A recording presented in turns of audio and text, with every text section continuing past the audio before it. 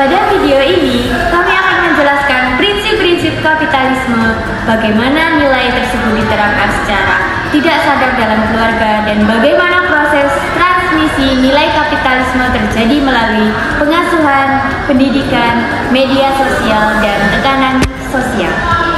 Di dunia modern, kita sering berpikir bahwa kapitalis hanya terjadi di pasar, di perusahaan, atau di dunia bisnis. Namun, para sosiolog seperti Karl Marx, Max Weber, dan Pierre Bourdieu menjelaskan bahwa nilai-nilai kapitalis sebenarnya masuk jauh ke dalam kehidupan sehari-hari, termasuk keluarga. Keluarga kita tanpa disadari bisa menjadi miniatur dari sistem ekonomi yang lebih besar. Kapitalis dalam keluarga bukan berarti orang tua dan anak saling berjualan, tapi lebih kepada bagaimana cara berpikir kapitalistik ikut membentuk hubungan keluarga. Misalnya, menilai sesuatu berdasarkan untung rugi, membandingkan produktivitas, atau menempatkan prestasi sebagai ukuran utama keberhasilan. Mengapa kapitalis bisa masuk keluarga? Pertama, karena keluarga hidup di dalam sistem kapitalis. Orang tua bekerja dalam dunia yang penuh persaingan, anak tumbuh dalam budaya konsumsi, dan keputusan rumah tangga banyak dipengaruhi oleh iklan, media, serta tekanan sosial. Kedua, perubahan nilai sosial. Dulu, keluarga berfokus pada kebersamaan. Sekarang, banyak keluarga yang berorientasinya bergeser, status, prestasi, dan gaya hidup. Ketiga, tuntutan hidup yang semakin tinggi membuat keluarga mengikuti ritme ekonomi seperti cepat, efisien, dan produktif.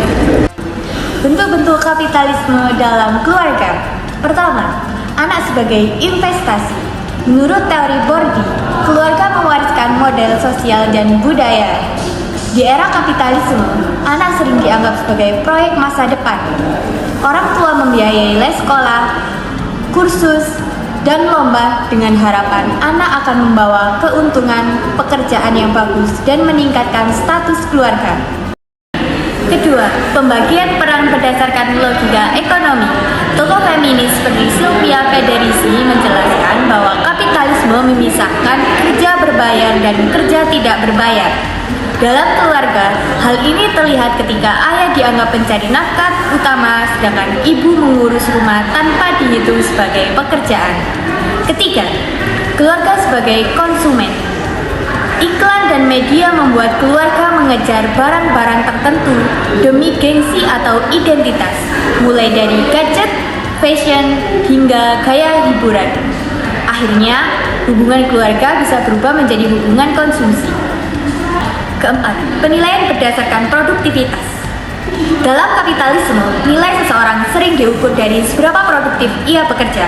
Di rumah, pola ini terlihat ketika anak dihargai karena prestasi, bukan karena dirinya sendiri, atau ketika orang tua merasa tidak berguna jika tidak menghasilkan uang.